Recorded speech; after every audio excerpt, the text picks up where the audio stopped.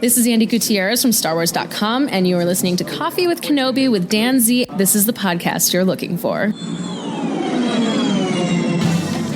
This is Ashley Eckstein, Ahsoka Tano from Star Wars The Clone Wars and Star Wars Rebels, and you're listening to Coffee with Kenobi with Dan Z. Hello, my friends, and welcome to Coffee with Kenobi. This is your spoiler-free place for Star Wars community and conversation. I'm your host, Dan Zare, thrilled to be talking Star Wars with each and every one of you. Whether you're interested in the movies, Disney Plus, collectibles, or just want to talk about Star Wars, this is the place for you. You can support Coffee with Kenobi by following the show on Twitter, Facebook, Instagram, Pinterest, and TikTok, and subscribe to the YouTube channel. Help spread the word by tweeting that you're listening, share it on Facebook, or invite your friends and family to tune in and share a cup of coffee with all of us. Coffee with Kenobi is a proud member of the Spreaker Prime program. A huge thanks to the official travel partner of Coffee with Kenobi, MEI and Mouse Fan Travel. If you are interested in a no-cost, no-obligation quote for your next vacation, check out coffeewithkenobi.com/mousefantravel and let them know Coffee with Kenobi and Dan Zare sent you. And by the way, if you really want to explore the Galactic Star Cruiser, we are going as a special group June 12th to the 14th of 2023. Go ahead and sign up for that no-cost, no-obligation quote. Mention me and the Galactic Star Cruiser, and we can experience this amazing, incredible Star Wars experience unlike anything else. Thank you also to members of the CWK Alliance. Find out how you can join the Alliance for as little as $1 a month and get access to exclusive podcasts, videos, and much more at coffeewithkenobi.com/CWK Alliance. On today's bonus show, I chat with members of the Hasbro Star Wars team and other fan sites, YodaNews, Fly Guy, Bossk's Bounty, Toy Tribe, and Lacy from the Resistance broadcast. So pull up a chair, grab your favorite coffee mug, and let's have some coffee with Kenobi. So my name is Jing. I'm the brand manager here on Star Wars. So without further ado, we can go through the questions quickly. I'm just going to go down the list. The first person I have is Tim. Hi. Hi, good morning. Can you hear me okay? Yes. Mm-hmm. Yeah, it's afternoon here, but good morning. Thanks very much for the opportunity again, and for myself and my community and what have you to ask the questions. It's really appreciated. The first question I have is many vintage collection collectors were disappointed to see that the revealed Andor Aldani figure has the incorrect boots, which has been taken from the Scarif Trooper, and it's been used on other figures as well. While the Black Series version is screen accurate. Can you offer an explanation as to why that was? Yeah, we're going to start off with the design question. I think Chris, as the designer, would be best suited to explain that, and I don't want to do him injustice with that. So when he jumps on, I'll definitely pimp this over to him. Sorry, do you want to answer the next one or ask the next one, Tim?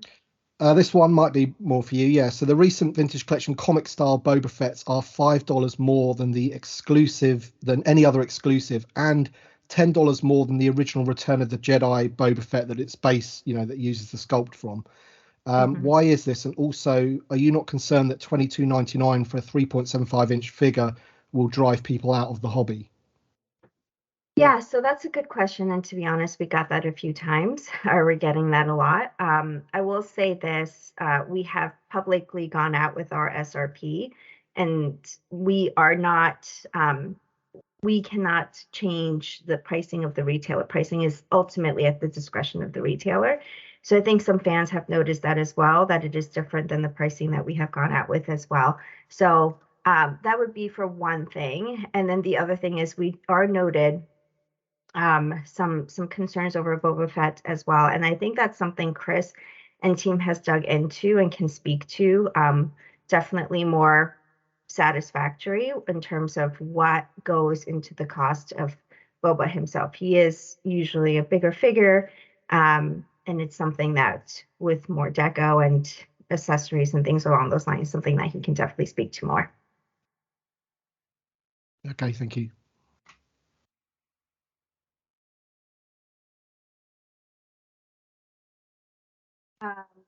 Moving on, Dan. All right. Good morning and good evening, everybody. I'll jump around on my questions a little bit too. And of course, we're not looking for spoilers. I know you can only reveal what you can reveal. But what can you share about the future of the retro line? Of course, I'd love to ask about Indiana Jones too, but I know that's a different conversation. Yes. So we love the retro line. As you know, we've done some fun things with it recently.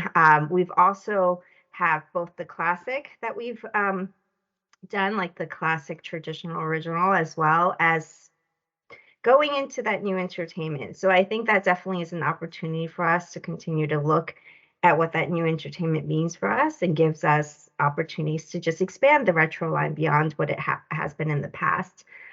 So that's something that we absolutely look for. The 5 POA, figures at 3 3/4 inch is something that just really opens the door in terms of exploring new things. As you know, that we've done some vac metal options as well. So it's nothing to share at this point, but definitely something that we're excited to continue to expand upon in the future. All right, thank you. Moving on to the next one, the Black Series Instagram, Matt in Australia. So yes. Thank you for hosting this question roundtable thing again. It's always good to do. I'm going to jump to question 3, which I don't think is designed, but the last roundtable we discussed what the Black Series community could do in order to get some greater character selections, etc., in note compared to what the TVC did. And I think Chris said, well, the TVC was really good at doing fan polls and getting that kind of information out there from the community and doing that. So I guess my quick question is that our page has been doing recent polling of A New Hope, Empire Strikes Back, and Return of the Jedi, and we'll keep working through the saga, and that's getting 700, 800 comments of different people's feedback on what they want to see from those franchises. Are you aware of them? Are you across them? Yeah. So we are lucky in that we have access to quote unquote fan research without even needing to do more than visit your pages and your polls and your forums and your discussions and your videos on YouTube and things like that. So I have to say that Star Wars is unique in that the information you guys gather are just so abundant. So yes, absolutely. I will say the design team especially, and when Chris comes here, he can speak to it, like are nonstop pinging about all the posts that do go out there. So for one, I do appreciate how much information you guys do gather, and it really shows the passion from the community.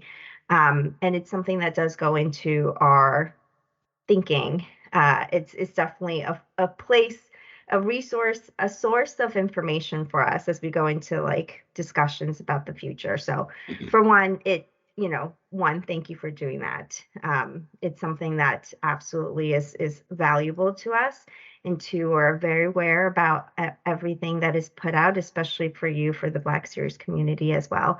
And yeah, nothing to share at this point, but appreciate that. Thanks. Cool. All right, I think I did miss Dan, Coffee with Kenobi. I asked the retro question. Sorry. Okay, thank you so much. Steven, Fly Guy. How you doing? Look, thanks again for doing this. I really appreciate you taking the time to do this. I know you can't answer every question, but we'll jump to one that's not kind of designed. Cool.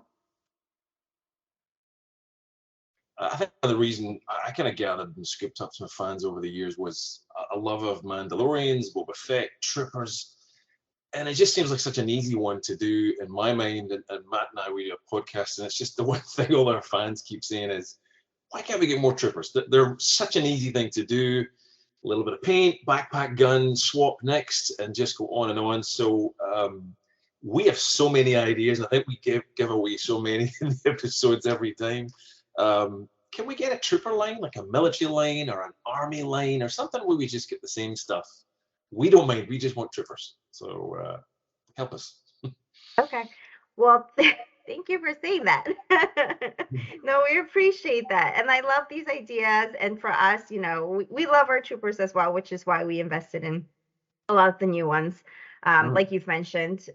So it's something we keep in mind constantly, and we do plan it out. And we've, dabbled in opportunities like you mentioned, gaming grades, troop builder lines, and different variations in mainline and exclusive. So it's something that we'll definitely continue to look into. It's a welcome comment. If you have thoughts on ones that the fan community in general would love, you mentioned a few already. It's something that we can definitely bring back to the team and put on our drawing board. Good. But I'm glad that you like the new troopers. Oh, the new troopers are awesome. The phase 2 and the new stormtrooper. We are just huge fans of that body, that build, which lets you do anything. So keep them coming. Oh, I love to hear that. Thank you. I think Lacy's still not here, so I'm going to move over to Mark. Yeah, good morning, everybody, and thanks for having us. So I'm going to actually flip back to a follow-up to the first question that was asked so that we can kind of button that up. How does Hasbro plan on maintaining costs in 2023? You're going to do fewer accessories, less paint apps. I mean, the price increase we got, we've never had so many questions come in about it not being sustainable going forward. So is there any plans on the table for this year on how you're going to work on that, or it's still status quo? Yeah, I mean, for one, we recognize and appreciate that comment. As you know, at Hasbro, we really do try to give you guys like the best quality products for the community, without sacrificing quality and still maintaining that cost. And we certainly recognize like the macro challenges, like you mentioned, facing companies like beyond Hasbro worldwide, something that we balance on the Hasbro side as well. I will say, nothing to share by any means of that, but the team works very diligently and very hard, both the engineering, the design, high level, down to everyone working on the day-to-day, doing the paint ops for every single blaster or things along those lines, to balance that while giving us the quality products that we expect from Hasbro. So, I would not mention anything along those lines. It's just something that we would absolutely keep in mind and fight to make sure that we give you guys the products that you need. Thank you. Morning, Chris. Morning. Rough for sure. morning. Afternoon, evening for the rest of for some of the folks here. Yeah, sorry guys. Sorry I was late. Computer issues. But yeah, I'm nestled in now. nice. So we're going to go back up. We just did the first round. We're going to go through the second round. So Tim, you mentioned a question that I think would be great for Chris to answer with the boots. Do you want to just quickly mention that again? And he can answer it.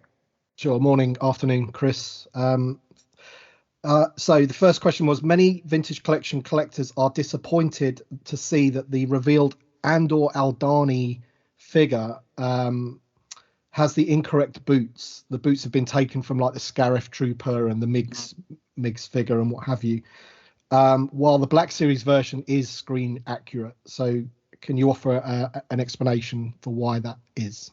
Yeah, it's an easy one. I mean, it was just a matter of we didn't have the budget for a fully new tooled figure for that figure. So we did a partial and tried to be as creative as we could to get the figure out. I mean, but in that case, it ended up with inaccurate boots. I mean, it still looks pretty close, but I mean, it wasn't an ideal situation. It's part of that stuff we always talk about of a balance and finding a way to deliver figures. That was the compromise on that figure, to be able to deliver that character in that outfit. That's all that was. Okay, thank you. Yeah. And Tim actually asked the other question. I answered part of it, but it would be good for you to just respond to it as well, Chris. It's about the Boba Fett's and their price discrepancy. In general, but Tim, not to put words in your mouth, asking about the price point and why Boba is more expensive. And Chris, I know you can speak to the design side of that if you want to speak to that. Yeah, so in Boba Fett figures across the board, Black Series, TVC, they're all super expensive figures, and a lot of that, probably the largest part of that, is the number of pieces that go into making him. So anytime you start getting separate pieces, I mean, all the shoulder pads and the overlays of his outfit and the backpack and the different pieces of the backpack, all that goes together, and it's expensive to tool that because there's so many different tools to make those parts, but also I would say probably the biggest expense on that figure is assembly labor, where it takes time to put all those parts together. So, and Boba Fett is a unique one in Star Wars. I mean, there are other characters with a lot of detail, but some of the other ones, the detail can be sculpted on them. But Boba Fett with his layers, it becomes so complicated. And Boba Fett, I mean, he also tends to be high deco. Not always. Like some of the redecos that we've done of him are less deco. They're still, I would say, like those comic book versions of him, there's still more deco than a traditional figure might be, but the biggest part of the cost of Boba Fett is his assembly labor and pieces. Yeah, if I could just sort of come back on that point, if you wouldn't mind. I think it's just because, the average fan that doesn't really sort of know about tooling and costs and what have you, they look at the Return of the Jedi one that was in the main line for what, $12.99 or whatever it was back then. Same figure, but just a repaint. It's almost like, if you've not made enough money on that original one already, why does it cost so much more than the original one just to put a repaint out? I think that's just the basic sort of question that they have in their head, Yeah, well, they think that my guess is that they're assuming that once we do the figure the first time, that everything's paid for and it's easy to do another one. Yeah. Well, every time you do that figure, it's not like he comes out of the molds together. Humans have to sit there and put all those pieces together every time we do a Boba Fett.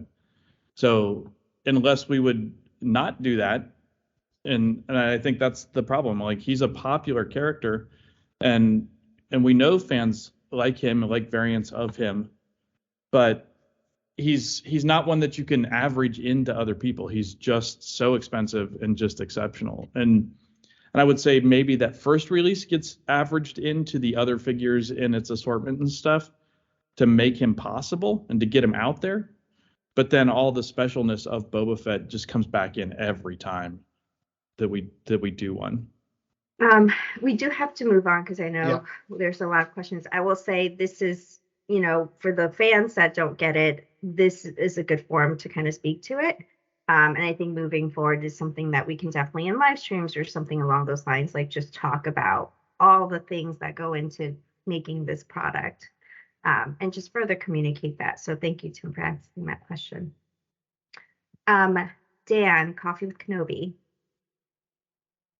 Thank you. All right, so I want to talk about the sculpts on the figures. The head sculpts are just works of art. They're absolutely beautiful. This photorealistic process. I'm fascinated by it. I can't imagine it's like the selfie series where Harrison will just look in there and scan his face and text you, a nice little thing. But how does that actually work, especially for some of the, making Mark Hamill look like it's 1977? How do you do that? We've got some really talented people that work with us. I mean, that's what it comes down to. I mean, the portraiture capabilities of some of our sculptors are just off the wall. I mean, they're that good.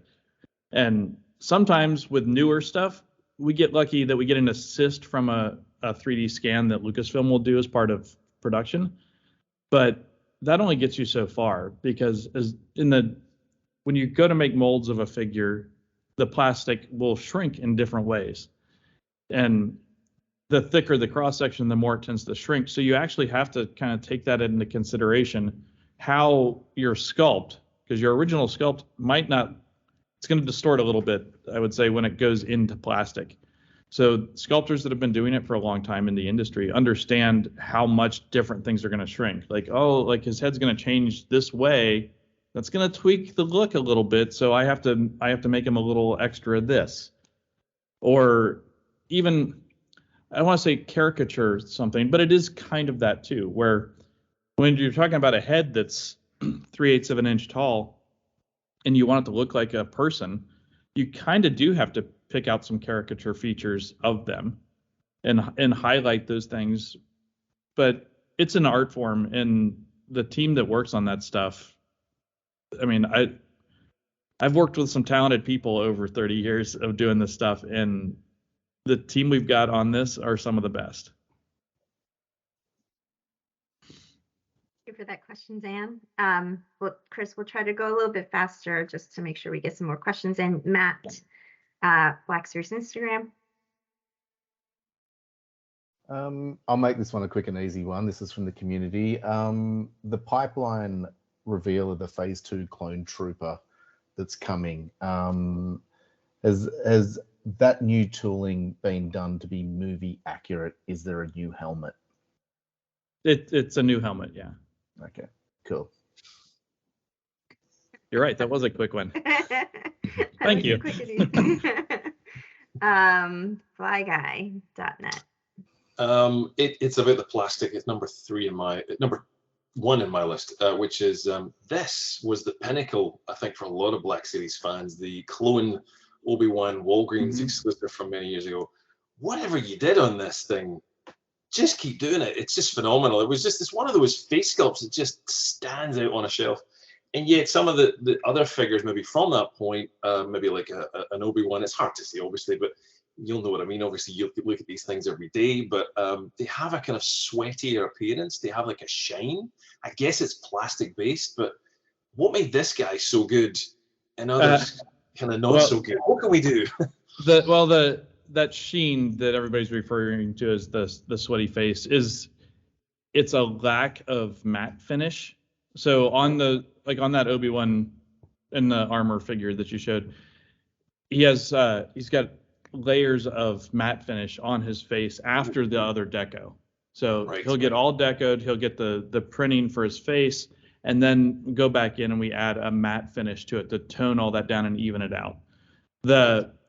It's something that as we're developing new systems and stuff, some of those early figures have the vendor either forgot on some of the figures to do that matte finish or didn't get the note to do that. So some of those have fallen short of what we wanted. I mean, we know how to deal with it, and it's always part of our instructions to deal with it. Sometimes it gets missed, and it's just doing so many things. That's one that unfortunately some of those figures got past us that did that. But it is just a matte finish spray on the face that changes that. So even the clone armor Obi-Wan would be sweaty faced if he didn't get those matte finishes on his face. Yeah. It's not about plastic molding stuff or anything. It's just that. Awesome. I hope you can do more because it's such a great example. So more of that, please. Yeah, it's always part of our direction packet that we send to the factories. So cool. Thanks, Chris. So we'll keep an eye on that. Okay, Matt, YodaNews. Yeah, I'm going to kind of put two into one in the interest of time because they kind of go with each other. One we got like 15 straight was of what a pre-order still out. Isn't that the whole point of the pre-orders, is so that you could gauge interest for how many people want? And then in connection with that, how come it seems like we never see them on the stores like the regular Walmarts and Targets are supposed to be at? And then someone reports in that, Ollie's has 24 of them, or no matter where you go, it's always Lando. I mean, the Vantage collected Lando. Every Lando known to man is there, and then 2 Rays, and then you go to Ollie's and it's the whole new wave. So how does that whole thing work? Yeah, and sorry, Mark. That's okay. My apologies. For one, so the pre-order quantities are dictated by the retailer themselves and usually balanced with having product on shelf. It depends on what they have and their allocation to pre-order versus stocking their shelves, which actually goes into your second question. So when we have quantities like that, it's always good. It does help us gauge for future items as well. So we will notice like Obi-Wan with the matte face sells like crazy, and then we'll expand the quantities and expand pre-order quantities for future. Like that's something that we take into account. And we work closely with the retailer for that. In terms of your next question and how it shows up in Ollie, I would say that is, from our understanding, not the norm. And if you are seeing things like that, like I understand, like probably Landos or things, some figures, but beyond that, let us know and we'll dig into it. We are aware of a few instances where it was just a hiccup, but if it goes beyond that, I think if there's more forums or chats about that, we'll definitely keep an eye on it. Okay, thank you. Cool. All right, Lacy, welcome. Thank you for joining us. Hi, I'm so sorry. I have a 14-month-old, so it's been an adventure. Okay, I feel you. Enough said, I feel you. Yeah. So I'll just kick it off with a couple questions. I appreciate your time. I'm so sorry I'm late. So we have so many different age groups, especially an interesting age group is the one that's coming into buying, like the one that started with The Force Awakens that's now coming into buying toys and coming into being part of the fandom. What is your plan for attracting those kids that have come in a little later? Because I know a lot of the figures and stuff are focusing on the original trilogy. Now, we all love that, but what about the kids that maybe started with the sequel trilogy? Yeah. So I think what's great about our line is that we can attract both kids and adults, and it's collectible for both. For sure. And so it's something we keep in mind, especially when new entertainment comes out, for example, like Mandalorians. Like, have you seen the little Mandos running around? So it's something that we absolutely dig into for insights as we think about both those communities. But we definitely have to balance, and we say that a lot, but we have to balance those requests that we hear loud and clear on the original trilogies or going back and, making some of those main characters or things along those lines, along with what kids want. I do want to share that, like, obviously you see us on the fan side. We have a whole group just like us on the kids side. There are not on live streams and we don't share their product as much on live streams or panels, but trust me, there's a dedicated focus on Hasbro for expanding that base because kids to us are so important. So it goes beyond. Awesome. Just so there's figures. A kids side of the Star Wars Hasbro team. Yeah. Awesome. Oh yeah. Cool. Yeah. There's a whole like the team design. Yeah. Yeah. Kid and fan is kind of how we split it. And it's at least 50-50. I mean, oh, that's like, really cool. We're all in the same meetings. Oh, very fun. Hey, kids are going to turn into adults who are going to be fans, and so we gotta keep the stream flowing. Yeah, no, we foster that talent in that community as much as possible. So we just don't share about it as much because obviously we got to know our audience. Right, of course. Yeah, but absolutely, it's something we'll keep in mind both on our side as we just like develop in general, but also just generally at Hasbro as we create products. There's definitely things that we target and hope to attract that younger audience. I love that. Thank you so much. Cool. All right, I'm going to go back up to round 3. Tim, Bossk Bounty. Hi there. Yeah, this one's for Chris again, if you don't mind. So the recent vintage collection speeder bike, except for a few minor details, is very, very similar to the 2012 Toys R Us exclusive. Why was it necessary to use precious tooling budget on an all-new speeder bike when potentially you could have gone back to use that one? Because the 2012 version actually has some functionality that the new one doesn't. Yes, and so there were a lot of decisions that went into that, and the biggest one for me was, well, I guess 2 were accuracy and cost. The new one's much more accurate scale wise to the real thing, and then cost wise. So some of the stuff we did where we limited some of the pieces that made the thing up, made it a more affordable product to make, because with, like, I mean, you guys have seen it as much as anybody, the costs of production and all this stuff are going up continually. And to make the old one, it would have even had to be more expensive. So in the end, it worked out to be a better option to deliver a more accurate and more affordable product, to just retool the thing and start from scratch.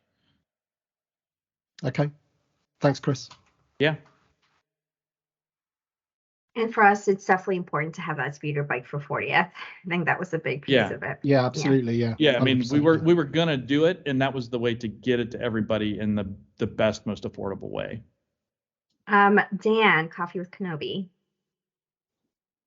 So I'm curious for both of you, really. Can you talk about some of your favorite Star Wars action figures growing up and what they meant to you? Because something must have led you to where you are now.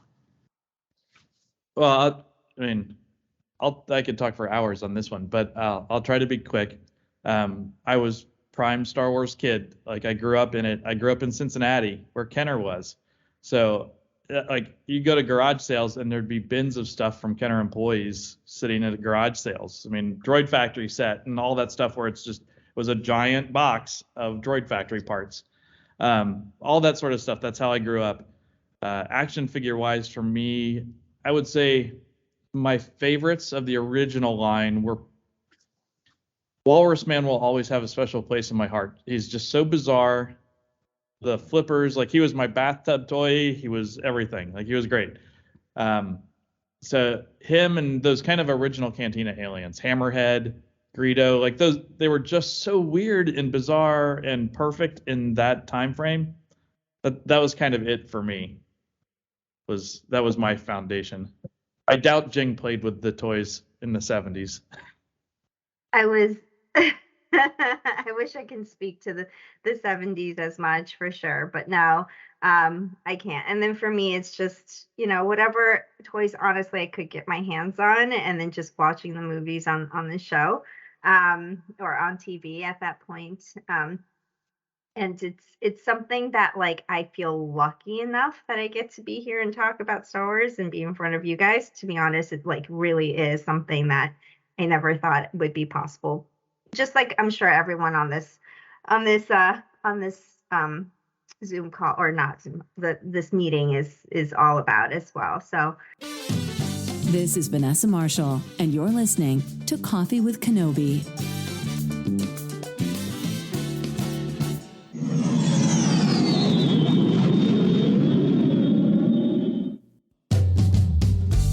Matt from Black Series Instagram. My next question is, what is the future of the archive line?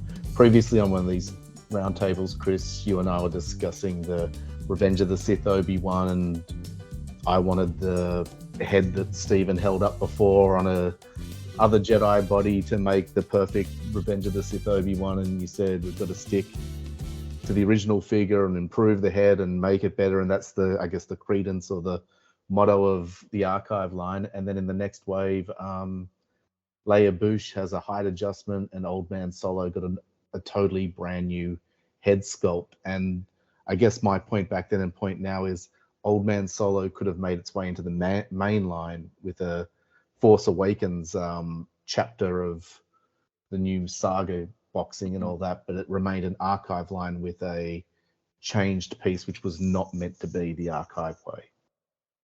Yeah. So, Jing, do you want to talk to that, or do you want me to cover it? And I can hit it. It's so for the Leia figure in particular, she was just way out of scale, and that was one that felt like it would be. I mean, she's certainly a figure we kind of felt like we had to do in that assortment.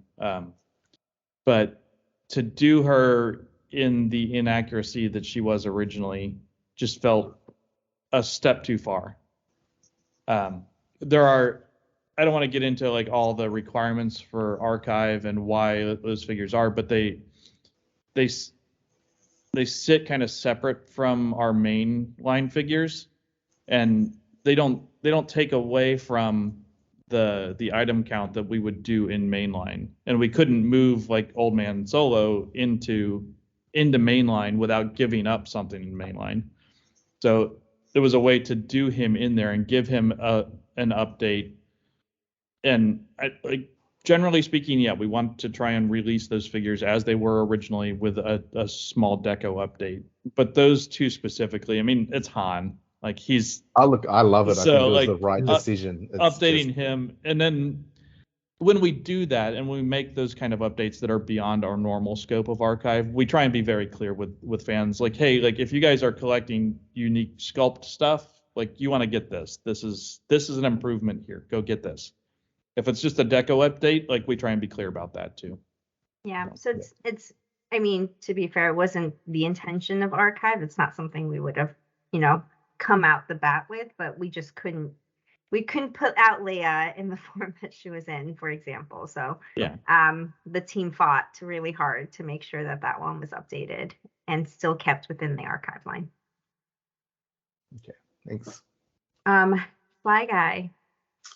Look, I understand the point. This is the Tamura Morrison head, by the way, really tiny. You can't see it there, but I prized this thing out of the helmet, out of one of the troopers, and it's a great sculpt. I get it. It's probably a licensing thing, which you don't have to even go into. But I guess that the point was, could you even just make, just rather than a Tamura head, just give us a blank piece of plastic so that we can still remove the helmets and maybe put on our own troopers' heads and so forth on the Black Series figures. So as much as we'd love you to give us more Tamura Morrison clones, I understand you can't do it all the time because literally he would fill the line and licensing would be all Tamura given he's a clone. But yeah, just even a blank head would allow us to, customs and do your own thing, but get the helmet off without damaging it. Possible? Well, the helmets will likely always be glued to a head. Even if it was a generic head under there, we would still want to glue the helmet to it, because if the helmet's removable, we're going to want to deco that head and add that cost into the thing. Right. So gluing the helmet on there, and it's glued so that it's not supposed to come off, but people can pry that off if they want to. I've done it.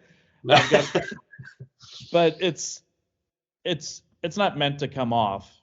So if it was meant to come off, like I said, it would increase the cost of things, and it's not like that individual's figure cost would go up, but it might ripple across other things and affect kind of the average cost of stuff, and it's just a way to manage that. Fair enough. Yeah. Let's I know we're out of time, but let's finish this round. Mark, YodaNews. Yeah, hi, thank you. I'll try to make this one quick and kind of combine a couple of mine as well. Most of us have been on these things for years. We love them. Thank you again. And in previous years, the question comes up of, how do you guys decide on what new figures are going to come? And then someone had said at one point, well, we've got our standard that comes down from LFL, be it Disney now, of, we need Vader, we need Luke, we need the Stormtrooper. They want the core characters in one of the waves. And then you guys have, I guess open idea to pitch to Hasbro. So what I wanted to know, and a lot of our readers, was we imagine this room of you guys on one side getting ready to box, and Hasbro and on the other side, and you guys representing the fan side. You're all Hasbro in one, but saying, hey, we really want to get this figure, and they say, well, you can't have it because of this. Is it that really kind of going back and forth with each other? Is it more like, here's a list, we want to make 10, and they say, okay, I'll start with this 5 or something like that, and then we'll look at these later? Is it like a mutual thing? Yeah, it's much more of a partnership in general. We tend to, so Lucasfilm will have kind of here's the new entertainment coming, here are characters that we think will be standout characters in that new show. And here are classic characters that that we think will be important this year. They give us those kind of insights from their side. We go back, we look at what we've done, what we as fans here want to do, what we think makes sense for where we're doing things in the line. We'll put together a proposal of those figures, and then once we've all agreed on that here, we take it to them. And generally speaking, because we've done all that early communication, it's just a quick sign off and, yeah, it looks great. Or, hey, maybe you guys should think about this guy here because this is happening. And surprise, yeah. So cool. Yeah, it's very much a back and forth and a collaborative experience. Yeah, lots of meetings in a given week to keep that communication flowing. But that's quite an insight. Yeah. It's definitely not that. We're not. Yeah, it's not boxing side. across the table from anybody. No, it's driven by fans both here at Hasbro and at Lucasfilm. Cool, Lacy. Thank you. Yeah, so you guys have been talking about all these kind of innovations that you've had across all the different lines, especially in these types of roundtables over the past few years. So my question is like, what's next? What's the next big innovation that you guys want to do for these lines, whether it be happening, which you don't have to say, or something you just like to see yourselves? Well, things we just like to see ourselves, I don't think we can talk about either because those are the things we might be doing. But to your point, like that's something we're always trying to do is trying to innovate in there and bring newness to Black Series, to TBC, to all that. We have some stuff coming that I think will excite people. But sometimes that's small, sometimes that's big. But it's kind of a continual development of the line. So yeah.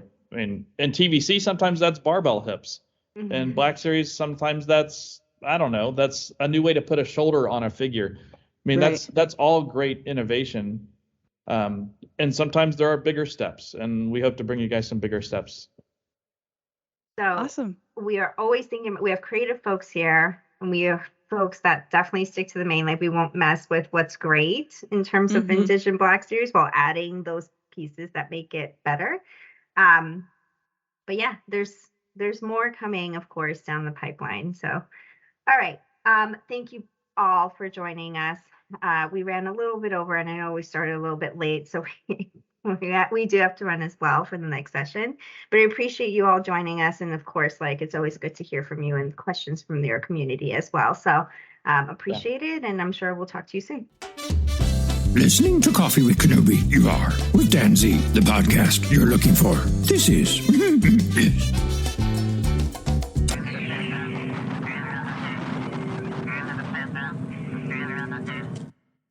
Thank you so much to Hasbro and my peers in the Star Wars collecting community as we talked all about some of the exciting things coming from Hasbro and the Star Wars line. I also want to thank the official travel partner of Coffee with Kenobi, which of course is MEI and Mouse Fan Travel. Check out coffeewithkenobi.com/mousefantravel for a no-cost, no-obligation quote. And it's not just to Disney, although that is certainly their specialty. That no-cost, no-obligation quote can help you plan on if you will join us June 12th to the 14th of 2023 on the Galactic Star Cruiser. It's me, members of the Coffee with Kenobi fan community, Star Wars lovers, travelers, everything. It's going to be so exciting. You get to spend the day with me on Batuu at Walt Disney World, cruise all around, play sabacc, have some blue milk, all the blue and green milk you can drink, by the way. Again, it's a no-cost, no-obligation quote at coffeewithkenobi.com/mousefantravel. They will also help you plan your magical vacation to anywhere you'd like to go, and you can also support me and Coffee with Kenobi in the process. CWK Live is Monday nights at 7 o'clock p.m. Central Standard Time at coffeewithkenobi.com/live or on the Facebook Coffee with Kenobi page. The CWK Cafe Facebook group at coffeewithkenobi.com/community is your place for Star Wars thoughts, comments, reviews, and opinions in a family-friendly, spoiler and drama-free place. Lots of great pictures, conversations, immediate reactions to the Bad Batch, a lot of fun. Coffee with Kenobi is possible because of the members of the CWK Alliance. Thanks to you, the podcast, Facebook Live, event coverage, and so much more comes to life. Find out how you can help this show for as little as $1 a month by joining the CWK Alliance, and you'll receive access to CWK Pour-Over, an exclusive weekly audio and video podcast not heard or seen anywhere else. Members of the Coffee with Kenobi Alliance All-Star level receive a video edition of CWK Pour-Over and access to a private Facebook group as well. Plus, CWK Alliance Grand Masters join me for a monthly live video call. To find out more, go to coffeewithkenobi.com/CWK Alliance. And most importantly, 10% of your monthly contributions go directly to the St. Jude Children's Hospitals. CoffeeWithKenobi.com is your place for Star Wars news and announcements, reviews, videos, and so much more. You can absolutely email me, danz at coffeewithkenobi.com. Connect with me on Twitter at Mr. Zer, MRZEHR, on Instagram, DanZerCWK, and on LinkedIn. Coffee with Kenobi is on social media, including Twitter, Instagram, Pinterest, TikTok. You can give the show a like at facebook.com/coffeewithkenobi or subscribe to Coffee with Kenobi's YouTube channel. Please take a couple of minutes to rate and review the show on iTunes, Google Podcasts, or Spotify. It helps to move us up in the rankings when you type in Star Wars. It helps the show so much, and I really, really appreciate it. If you love the logo and want on a hoodie, t-shirt, coffee mug, or other cool little things, including notebooks, go to coffeewithkenobi.com/shop. Finally, if you want to start a podcast or a brand or expand on what you are currently doing, I can go and help you at danzmedia.com. I'm also available to come to your school, conference, business, or organization to talk about how to tap into your strengths and help you bring out your very best. Thank you again for joining me. When you watch The Bad Batch, be sure to get your top 5 ready for next Tuesday night at 7 o'clock p.m. Central Standard Time, and I will return very, very soon with more Coffee with Kenobi. Until then, I need a great tagline. Does anybody have an idea for a great tagline? You know, I know what I say at the beginning of the show. I never, over 10 years almost, I never know how to properly sign this up because, you know, you could say, may the force be with you, but, you know, that everyone says that. Help me out. Give me a good suggestion, and I will see you next time. This podcast is not endorsed by the Walt Disney Company or Lucasfilm Limited. It is intended for entertainment and informational purposes only. The official Star Wars website can be found at www.starwars.com. Star Wars, all names, sounds, and any other Star Wars related items are registered trademarks and or copyrights of Disney and their respective trademark and copyright holders. All original content of this podcast is the intellectual property of Coffee with Kenobi unless otherwise indicated. This is the podcast you're looking for.